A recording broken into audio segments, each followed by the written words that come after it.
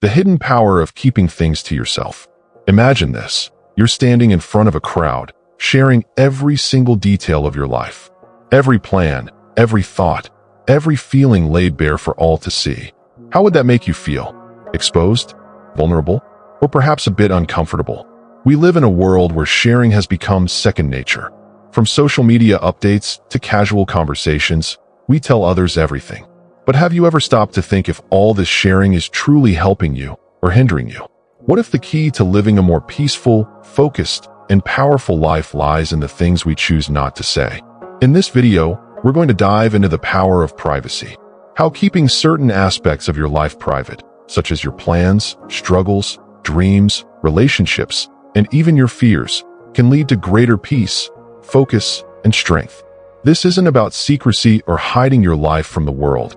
It's about protecting your energy, fostering a deeper connection with yourself, and truly living with intention. The philosophy behind silence and privacy.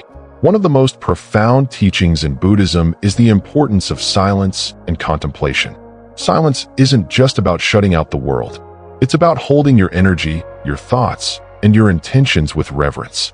Privacy in this context is a way to allow your actions to speak louder than your words. Think about this. When you share everything, you expose yourself to judgments, doubts, and distractions. By keeping some things private, you preserve your inner peace and clarity.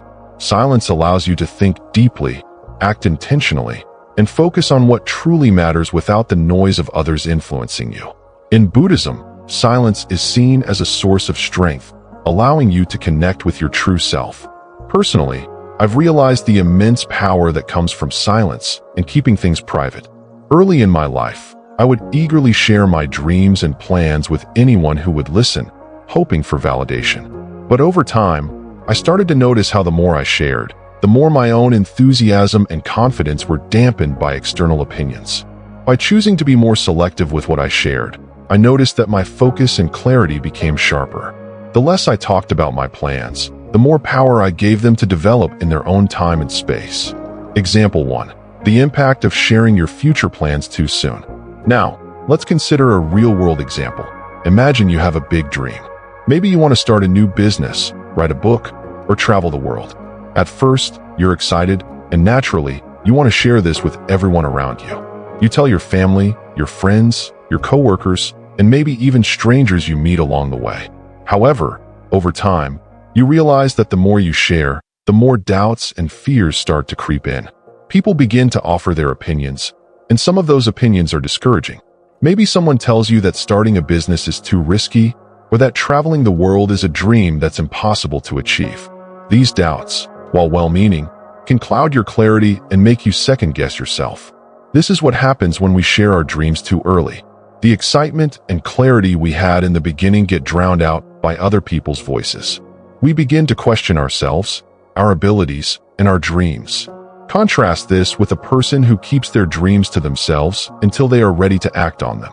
They protect their vision, work silently, and let their plans grow in peace. When they finally do share, their goals are stronger, clearer, and more refined. They have already overcome any doubts or distractions, and their confidence speaks for itself. Personal insight: protecting your dreams in silence. In my personal experience, I've learned that protecting your dreams means giving them the space to grow. It's not that you never share them, but that you are selective about who you share them with and when. You don't need validation from others to move forward. Your dreams need time to develop on their own. By keeping your plans private, you allow them to unfold without interference. You're not keeping secrets, you're respecting the process. Think about how often we feel the need to seek validation before we take action. We share our ideas with others, hoping they will approve, but that approval often comes with conditions, expectations, doubts, and fears. It's not until we stop seeking outside approval that we can move forward with clarity and confidence. In the process of sharing less and keeping more to ourselves, we give our plans the room they need to evolve, flourish, and ultimately succeed. Example 2. The strength in keeping personal struggles private. Next, let's dive into something more personal: struggles. We all face challenges in life, moments of doubt, fear, and pain. But have you ever noticed how some people seem to carry their struggles with a quiet strength? while others feel the need to share every single detail with the world. There's a temptation in our society to overshare, to talk about our problems, seeking sympathy or advice. But what if the real strength lies not in sharing your struggles with others, but in keeping them private? When we share our struggles, we open ourselves up to judgment. People may offer advice, sympathy, or even criticize us. But does this really help us heal? Sometimes it just adds to the burden. In Buddhism, the idea of suffering is not about wallowing in pain, but about accepting it, facing it with equanimity, and allowing it to pass naturally. When we keep our struggles private, we protect our peace and dignity.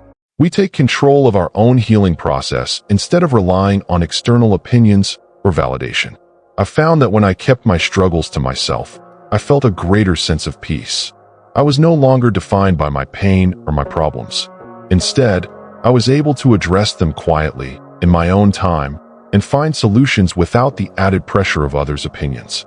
This doesn't mean we should never seek help, but it does mean that sometimes we need to confront our issues on our own before we share them with others. The Buddhist teachings, silence as a tool for healing.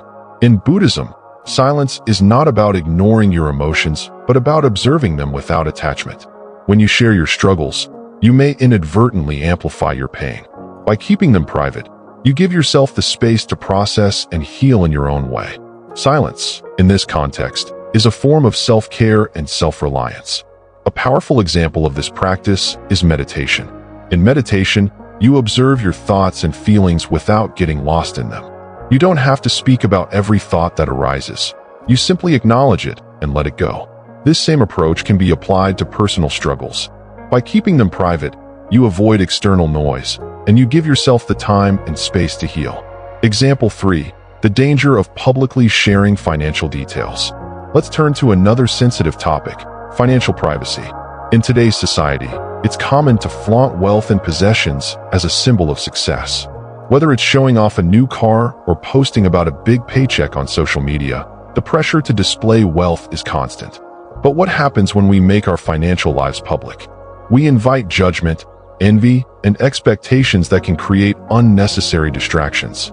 In Buddhism, true wealth is not about material possessions, but about inner peace and contentment. The more you make your wealth public, the more you risk becoming attached to it. You begin to define yourself by what you own rather than who you are. Keeping your financial matters private protects your peace and allows you to focus on what truly matters: your relationships, personal growth, and inner fulfillment. I've come to realize that when I stopped sharing my financial details, I felt less stressed and more focused. There was no need to compete or justify my choices. Instead, I could live authentically, based on my own values and priorities. My financial situation no longer defined my worth or influenced my decisions. Personal insight, wealth and silence. True wealth is not about flaunting possessions. It's about cultivating contentment and peace. By keeping financial matters private, you avoid external pressures and distractions. You focus on what truly matters: relationships, personal growth, and living a life aligned with your values. In my life, I found that the more private I keep my financial details, the more I'm able to focus on creating the life I want, free from judgment or comparison. Conclusion: the transformative power of privacy. As we reflect on the lessons we've explored today, one thing becomes clear: the power of privacy lies in the space it gives us to grow, to heal, and to focus on what truly matters. Whether it's your dreams, struggles, finances, or personal goals, keeping certain aspects of your life private protects your energy and allows you to cultivate clarity and peace. By choosing silence and privacy, you give yourself the freedom to grow without external distractions. You allow your dreams to develop without the interference of other people's doubts or opinions. You protect your dignity and strength by facing your struggles privately, and you can live authentically without the need to seek approval from others. Remember, privacy is not about secrecy. It's about protecting your energy, nurturing your dreams, and allowing your true self to flourish. So the next time you feel the urge to share everything, pause and ask yourself, is this the right time? Is this about sharing my progress, or is it about seeking validation? By protecting your privacy, you allow your life to unfold naturally, with clarity, purpose, and peace.